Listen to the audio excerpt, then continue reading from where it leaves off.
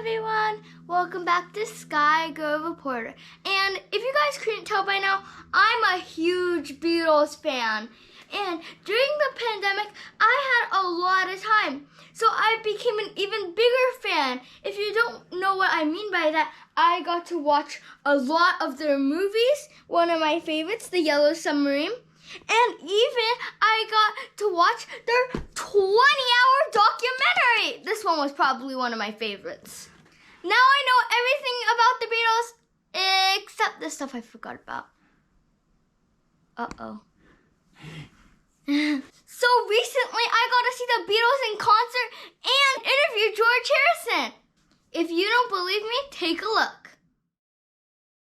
It's such a feeling that I love. I get high, I get high, I get high.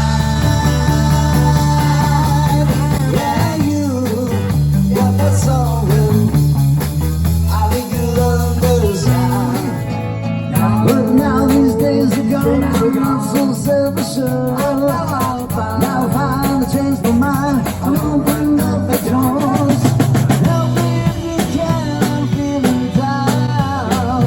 And I do appreciate you being around. Every time I feel like I'm the ground. Won't you please help me? I don't get too much for money. Money can't buy me love. Now buy me love. Love can buy me love.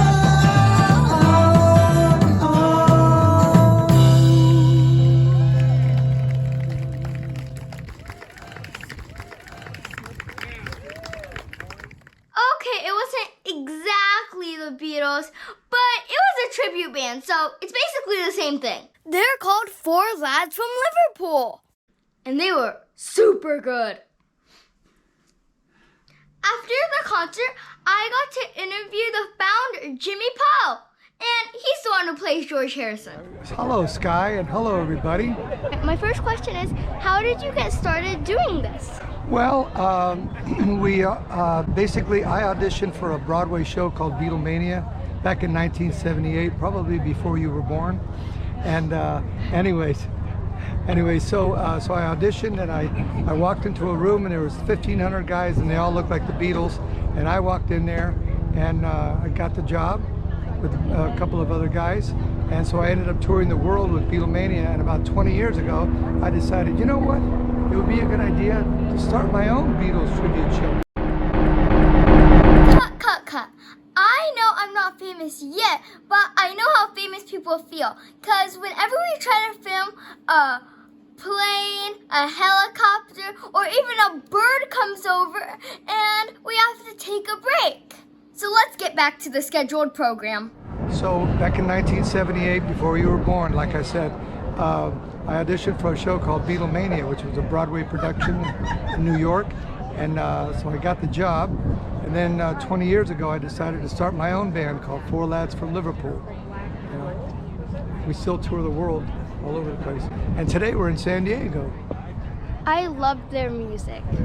Yes, I love their music too. I wish I would have written just one of their songs. You know what I mean, Sky? Yeah. How many concerts do you play a year? Well, we usually average about 150 to 200. The reason I know it's about 150 or maybe 200 is because when the pandemic hit, all of like 150 people called me or emailed me and said, sorry, we're going to have to cancel the show. So there went all the shows for the rest of the year. And that was in March of, when was that? 2020. 2020, that's right. Thank you. Good job, cameraman. You're not fired yet. Ba-doom-botch. Which character do you play? Well, I play the quiet one, but I'm usually not that quiet. But I play George. He was always known as the quiet one. You know why he was called the quiet one? Why? Because he was standing in the middle between John Lennon and Paul McCartney, and he couldn't get a word in edgewise. You know what I mean? Mm-hmm. Those two guys just kept talking and talking and talking. So everybody kept saying, oh, this must be the quiet one. And the reason why I played George is because my nose wasn't big enough to play Ringo. Sky, the jokes are free. The music you gotta pay for. How did you meet the other members of your band? Oh, we were all in prison, and we met in the same cell block. Just kidding. No, I knew the guys because they played in other Beatles shows, and the guy that played John Lennon actually played in a Monkees tribute band. I love the Monkees! The Monkees were a big influence on the Beatles. Just kidding. It was the other way around. Like I said, Sky, the jokes are free, but the music you gotta pay for. This concert was for Uptown, and Uptown's an organization that helps homeless people get houses. So the money that we got the tickets with went to help homeless people. They were great, but the only problem was they had the raffle right in the middle of my interview. When the raffle was over, Jimmy didn't have a lot of time, so I could only ask him a few more questions. Have you met any of the real Beatle members? Yes, I actually met Ringo Starr when I was playing in Beatlemania in London, England.